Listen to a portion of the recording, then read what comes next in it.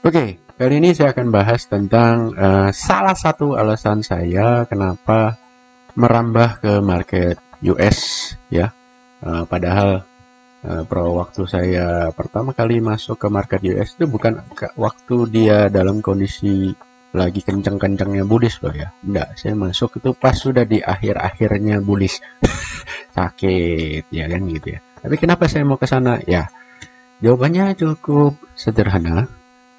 Ya, setelah saya pelajari tentang pajaknya dan saya paham caranya tentang pajak-pajaknya untuk trading di US itu seperti apa. Kalau kita ada profit, kalau loss ya nggak ada pajaknya bos. Cuma kalau profit gimana ya kan, sudah saya pahami. Dan salah satu alasannya juga saya akan jelaskan sekarang, yaitu biaya transaksi. Biaya transaksi. Kita coba berandai-andai ya, kalau kita di market Indonesia, kita trading sampai 2 triliun deh. Waduh, 2 triliun dalam 1 tahun. Wah, misalnya begitu ya. Value transaksi kita, buy dan sell totalnya 2 triliun dalam 1 tahun. Ya, dalam 1 tahun. Itu omset transaksi ya. Terus kita punya equity 10M. Ya, 10 miliar. Ya. Katakanlah kita dapat fee transaksi itu 0,08, belum termasuk tax jual ya. Kalau sama tax jual kan berarti beli 0,08, jual 0,18 ya, gitulah kurang lebihnya kan. Nah, sekarang kita tanpa tax dulu, tanpa pajak dulu ya. Omset transaksi 2 triliun, maka total fee-nya adalah 1,6M. Itu setara dengan 16%-nya equity kita. Nah, kalau hasilnya adalah kita tidak profit, jadi sepanjang tahun itu kita scalping ya, kita scalping nih. Bukan 10M omset transaksi 2T ini scalping pak. Ya, scalping loh pak. Ya. Bukan swing, bukan trend follower, nggak bisa segini kalau trend follower. Ya, ini scalping jelas. Jadi saya asumsikan saja berarti equity-nya sekitar 10 miliar. Karena scalping itu bisa omset transaksi itu 200 kalinya equity. Yes. Ya, coba deh yang kalian sudah belajar scalping, coba deh hitung ya. Omset transaksi kalian berapa versus equity kalian berapa. Itu pasti minimal 200 kali. Minimal. Nah, kalau sepanjang tahun itu kalian sebenarnya adalah draw tanpa fee ya, kita tanpa hitung fee, kalian draw, maka draw-nya kalian itu bukanlah draw, tapi loss 1,6M atau sekitar 16% equity. Loss-nya karena fee transaksi. Gitu. Ya, ini trading di Indonesia dengan fee 0,08 special fee.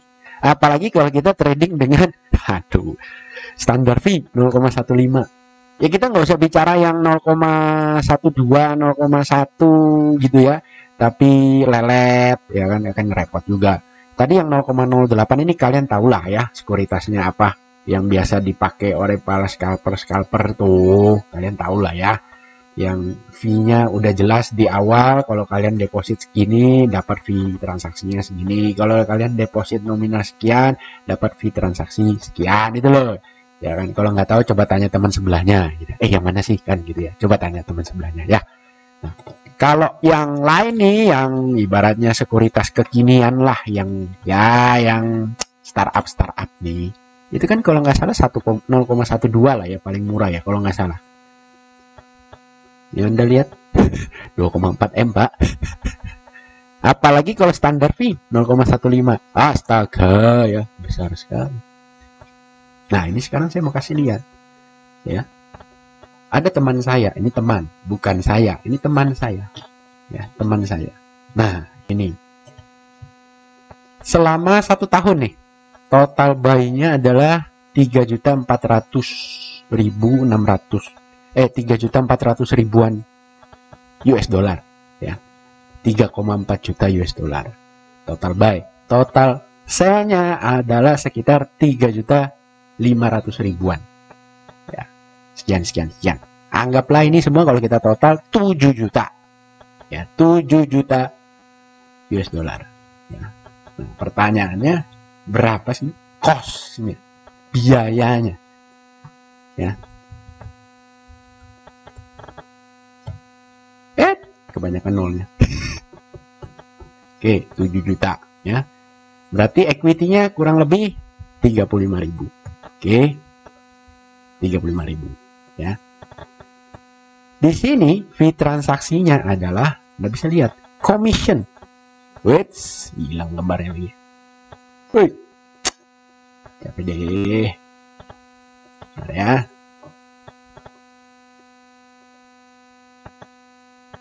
Fee transaksinya ini commission 692 US dollar. Itu fee jual beli ya. Fee jual beli. Fee jual beli. Ya. 692. Saya bulatkan jadi 700 dolar. Ya. Saya bulatkan jadi 700 dolar. Anda lihat. Hanya 2% equity. Anda bayangin. Berarti berapa persen komisinya? Ya. Berapa persen komisinya? Jawabannya adalah ini. 700 dibagi 7 juta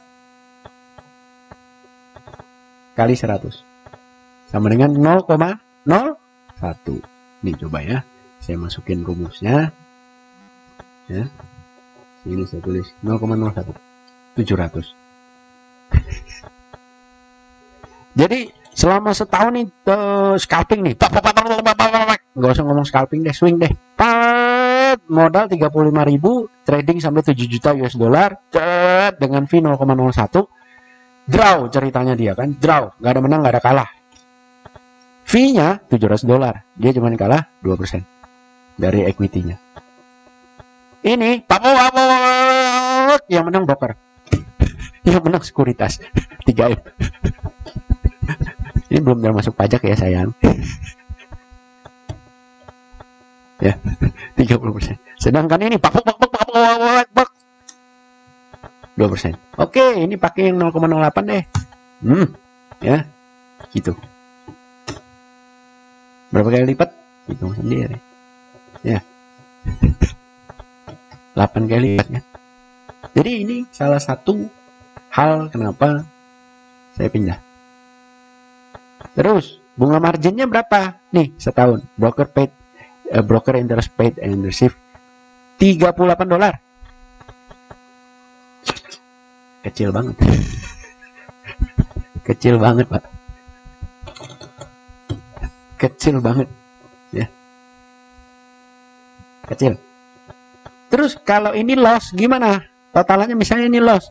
Bayar pajak nggak? Ya enggak. Tidak ada capital gain, Pak. Apanya yang dibayar? Kalau ini loss, bayar pajak nggak? Bayar, Pak. Yang ini loh. 1,6 M kita bagi 2. Kan ini buy sell 1,6 M. Kita bagi 2. Berarti 800 juta. 10%. 80 juta pajaknya. Tuh. Kalah pun bayar pajak, Pak. Kalau di Indonesia. Kalau di market US kalah ya nggak bayar pajak, Pak. Apanya yang mau dibayar? Nggak ada capital gain kok. Tidak ada pertambahan equity kok. Ya. Ini salah satu alasan kenapa saya pindah. Bukan karena apakah lebih menguntungkan? Enggak. Apakah lebih gampang cari cuan di sana? Enggak. Jangan mikir cuan dulu. Cost-nya, biayanya dulu. Pikirkan biayanya dulu. Sebenarnya ngomong kasarnya, kenapa nggak ke Las Vegas? Anjir, tiket pesawatnya berapa PP? Ya mending gua ke Singapura aja lebih murah. Nah gitu loh. Sama aja tuh permainannya, di sana ada blackjack, di sini ada blackjack. Di Las Vegas ada poker, di sini juga ada poker, di Singapura, di Marina Bay. Kan begitu. Di Vegas ada dadu, di Marina Bay juga ada dadu, kan gitu. Kenapa saya masih berangkat ke Vegas? Lebih mahal tiketnya, PP-nya. Mau di Singapura lebih murah PP-nya. Nah gitu loh cara berpikirnya. Jadi kalau misalnya kita di Marina Bay ibaratnya draw, nggak menang nggak kalah, pulang, ya biaya terbang ke sana, PP, penginapan, akomodasi jauh lebih murah daripada kita terbang ke Las Vegas. Begitu bos. Jadi supaya benjolnya itu nggak gede-gede banget. Inilah salah satu hal kenapa pindah. Dan apa namanya, ini nggak perlu pakai nego loh ya, fee segini nggak perlu pakai nego, nggak perlu. Langsung aja apply, udah jebret, kasih. Yang penting equity di atas 25.000 US dollar dikasih. Gitu. Inilah salah satu perbedaan yang sangat signifikan, ya. Apalagi kalau market lagi jelek, Anda mengalami drawdown, waduh. Kalau fee-nya begini, ampun DJ, ya kan? Tapi kalau fee-nya begini, ya drawdown terasa lebih fun lah, ya kan? Santai aja bos. Bahkan saya tidak memasukkan unsur fee transaksi ke dalam jurnal saya. Jadi saya ngitungnya fee transaksi itu terakhir aja, ya bulan, di akhir bulan aja. Karena saking kecilnya gitu. Saking kecilnya bos, jadi kayak nggak berasa. Ya, kalau di Indonesia saya mau nggak mau harus masukkan karena itu biayanya besar. Gitu loh. Jadi coba dipikirkan kalau Anda mau high frequency trading di Indonesia, coba Anda pikirkan yang menang siapa? Broker, Pak. Kalau di market US Anda mau high frequency trading, yang menang siapa? Broker nggak menang-menang banget kok biasanya. Ya. Bahkan kalau Anda mau lebih gila lagi, ini transaksi sampai 14 juta US dollar, nih tetap jauh lebih kecil daripada di Indo. Impact to equity-nya dulu yang saya maksud, ya, yang lebih kecil.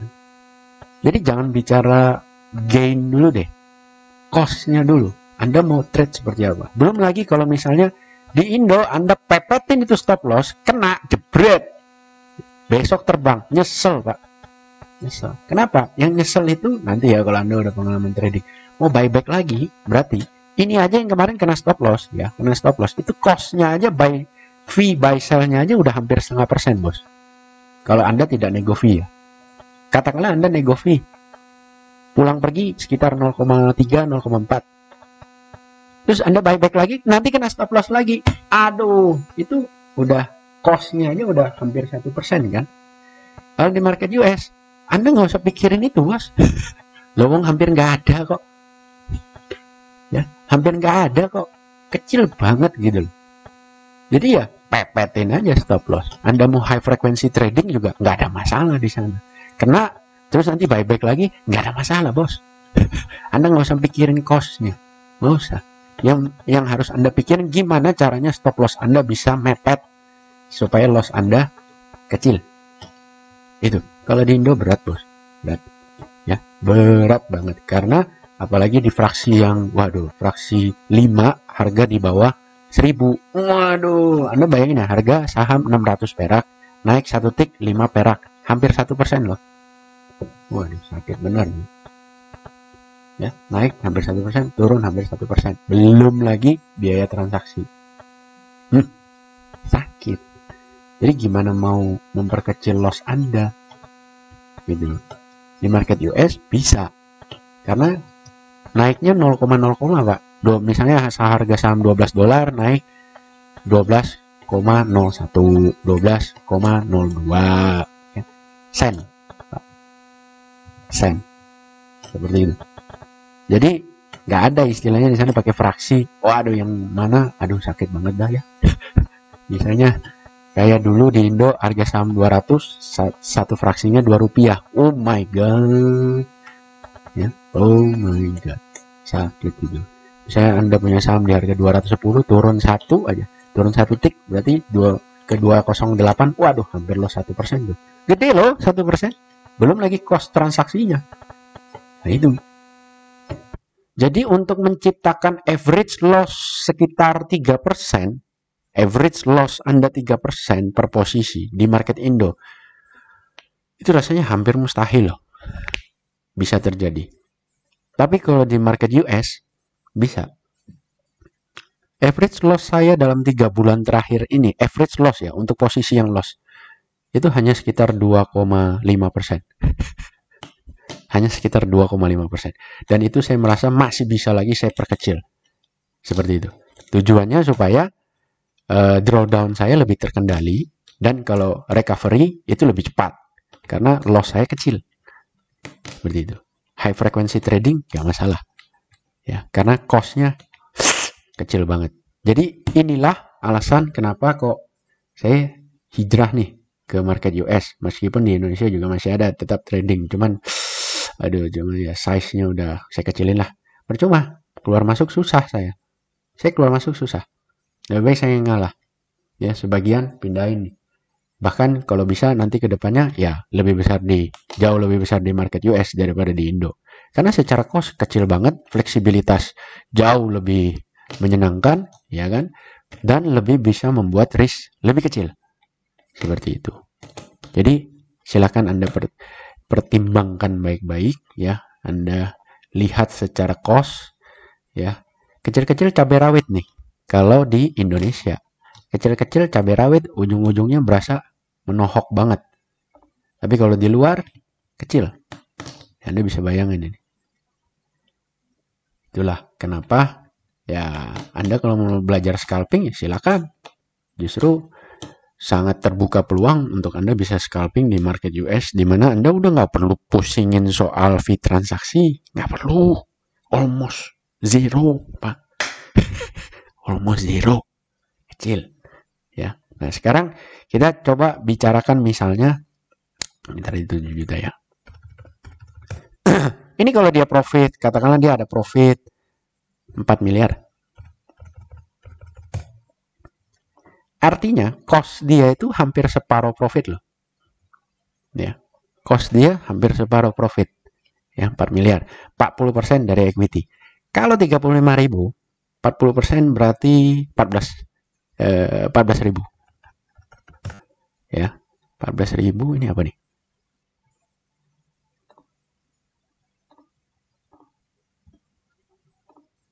Oke.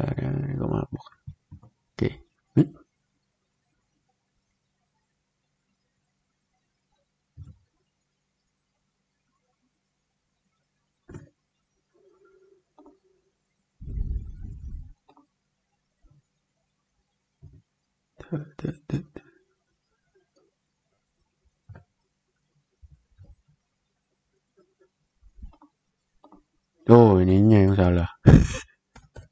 Oke. Misalnya dia profit 14.000 berarti. Alah, nolnya banyak bener. Oke. 14.000. Anda bisa bayangkan cost dia $700 berbanding 14.000. Cuma berapa persen? Kecil, Pak. Ya. Cuma 5%-nya saja. Kalau ini 40%, Pak. Besar sekali. Ya. Cost-nya. Apalagi kalau tidak ada profit. Waduh, benjut, Pak, equity-nya. Hancur-hancuran tuh. Porak-poranda.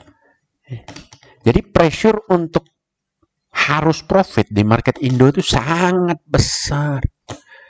Pressure-nya besar. Karena kalau Anda tidak profit, biayanya besar. Di market US, pressure Anda untuk harus selalu profit. Nah, karena cost-nya kecil. Jadi ibaratnya Anda masih bisa begini. Buy, trade gitu kan. Wah, terus udah sempat naik dikit-dikit, terus Anda lihat, wah ini kayaknya nggak kuat nih. Ya udah, balik draw, buang. Draw, buang gitu kan. Nanti lihat lagi deh. Karena tidak ada biayanya kecil sekali. Jadi Anda ya draw, buang. Tapi kalau di market Indo, set, wah kayaknya nggak bagus nih. Buang di draw. Buang nggak ya? Ini fee-nya aja bolak-balik udah sekian. Nah itu loh. Pressure-nya beda, bos. Ya, pressure-nya beda. Bukan saya mengajak Anda semua ke market US, tidak. Ya, tidak. Saya tidak begitu. Ya, saya tidak mau mengajak Anda semuanya ke market US, tidak. Karena di market US itu ada satu aturan namanya PDT, ya, PDT rule. Dimana kalau equity Anda di bawah 25.000 US dollar, ya, kurang dari 25.000 US dollar, Anda day trade 3 kali dalam seminggu, langsung Anda kena suspend 90 hari. Itu aturan dari bursanya, bukan aturan dari brokernya. Itu aturan dari bursanya. Jadi kalau Anda day trade 3 kali dalam seminggu dengan equity di bawah 25.000 US dollar, Anda langsung kena suspend account-nya selama 90 hari. Ya, di suspend account-nya. Withdraw nggak bisa, setahu saya. Setahu saya loh ya. Tapi kalau di atas 25.000 equity-nya, di atas 25.000 US dollar, Bebas, nggak ada aturan itu. Anda mau day trade sebanyak apapun silakan, ya. Tapi kalau di bawah 25.000 nggak bisa, ada aturan PDT rule. Nah, 25.000 itu berapa sih kalau dirupiahkan? Kali ya 14.500 lah ya. Sekitar 360-an juta. Menurut saya berat. Karena rata-rata equity trader di Indonesia itu di bawah 200 juta. Bahkan banyak yang lebih banyak di bawah 100 juta. Yes. Jadi itulah salah satu kendala kenapa saya tahu tidak banyak orang bisa pindah ke market US. Banyak tidak bisa pindah ke market US. Itu dia. Karena kendala itu tadi. Equity di bawah 25.000 kacau balau tuh. Nggak bisa day trade 3 kali dalam seminggu. Tapi kalau Anda swing trade, trend follower, nggak ada masalah. Bisa diakalin itu. Ya kan? Saya akan kasih tahu caranya nanti di member angka bicara bagaimana cara ngakalinnya. Ya kan? Tapi kalau day trade, nah nggak bisa bos. Susah kalau modalnya kecil. Jadi makanya tadi saya bilang, ya silakan kalau mau belajar high frequency trading di Indonesia meskipun biayanya besar, tapi ya tidak ada aturan Anda dibatasi day trade cuma maksimal 3 kali dalam seminggu gitu kan. Nggak ada. Kalau di market US nggak boleh. Lebih dari 3 kali dalam seminggu Anda langsung disuspend akunnya. 90 hari. Ya 90 hari lumayan loh ya. 3 bulan lebih itu. 90 hari kerja loh ya. Jadi 3-4 bulan tuh. Oke. Jadi cost adalah, biaya adalah salah satu alasan mengapa saya split account ke market US. Karena dengan cost yang kecil, maka tidak ada pressure untuk harus selalu profit, itu tidak ada. Ya. Ini ada 2 mall nih, ada 2 mall. Dua-duanya rame lah ya, dua-duanya rame. Anda mau buka stand di salah satu mall ini. Mall A ngasih Anda sewa 15 juta sebulan. Mall yang B kasih Anda sewa 5 juta sebulan. Mana yang Anda pilih? Itu dulu. Ramenya sama. Jumlah orang lalu lalang dalam perharinya rata-ratanya sama. Ya, sama. Bahkan yang B ini lebih banyak sedikit misalnya. Likuiditasnya lebih banyak. Yang nggak usah terlalu jomplang lah, kita kasih sama aja. Mana yang Anda pilih? Harga sewa 15 juta atau 5 juta sebulan? Ya, secara logically, ya Anda pasti pilih yang 5 juta lah. Cost-nya kecil. Kan begitu. Jadi kalau misalnya ada hari sepi, misalnya Senin sampai Kamis sepi misalnya gitu, ya Anda tidak ngomel-ngomel kan ke anak buah gitu kan. Kali ini jualan apa enggak sih gitu. Santai aja bos, oh kan biayanya rendah kok. Kan begitu. Ya. Jadi jangan Anda kira 0,0, itu kecil loh. Di Indonesia itu besar sebenarnya. Kecil-kecil cabai rawit. Oke. Jadi udah clear ya bahwa untuk Anda memilih suatu bidang usaha, lihat dulu cost-nya. Kemudian baru lihat prospek bisnisnya. Nah, karena ini sama-sama saham ya udah nggak usah ditanya lagi prospeknya seperti apa, ya sama aja lah, ya kan. Di Indo naik 100%, di US naik 100%, ya sama kan 100%, begitu loh. Ngitungnya juga sama gitu. Tapi biaya jauh lebih murah di market US. Itulah mengapa saya tidak memilih kripto, saya tidak memilih forex, saya tidak memilih gold. Karena biaya transaksi di saham US kecil. Garis besarnya pun sama, ya kan? Cara tradingnya pun sama, semua sama. Yang dilihat pun sama. Jadi kenapa saya harus belajar ke forex yang mana marketnya nggak ada? Terus ngapain saya harus belajar ke gold yang mana harga goldnya tidur begitu-begitu saja? Dan juga ngapain saya harus ke kripto yang mana di saham di US itu naik 100% itu biasa bos. Banyak pilihannya. Ada 10.000 emiten. Ya, ada 10.000 emiten. Banyak, bos. Pilihannya sangat banyak. Seperti itu. Jadi, alasannya bukan cuan. Pikirkan secara logically, bukan cuan saja yang mana yang lebih menguntungkan, Pak, secara profit. Aduh. Pemikiran macam apa itu? Ya, coba yang Anda pikirkan itu kalau dari sisi bisnis itu cost-nya dulu. Ya, coba dipikirkan. Cost di forex kecil, tapi masalahnya nggak fair play. Ya ngapain? Gitu loh. Ngapain bos? Arenanya tidak fair play. Ya kan? Kripto biayanya kecil juga pak. Yes. Kripto mah gampang, kita tinggal transfer udah. trade, ya kan? Itu jauh lebih gampang itu, apa ibaratnya top up withdraw itu gampang banget. Cuma kan sekarang kondisinya semua koin-koin anjlok. Santai lah bos. Nanti kalau ada waktunya, sudah memang momentumnya ada, ya saya pasti split juga ke micin. Micin sampai ke koin, kok micin. Seperti itu. Karena secara cost rendah juga di kripto, rendah. Terus secara prospek ya bagus juga. Ya kan bisa kencang begitu loh. Cuma karena sekarang momentumnya belum ada, ya udah fokus aja dulu di saham kembali. Yang jelas bukan forex, bukan gold. Seperti itu. Commodity futures, kenapa nggak main, Pak? Misalnya kayak oil apa? Aduh, males. Ya, nanti kalian cobalah trade oil lah. Ya, begitu kalian tahu juga pasti males kok. Saya malas aja buka di sini. Yang jelas, futures and forex mirip-mirip bos. Hati-hati. Ya, itu. Oke, see you next time.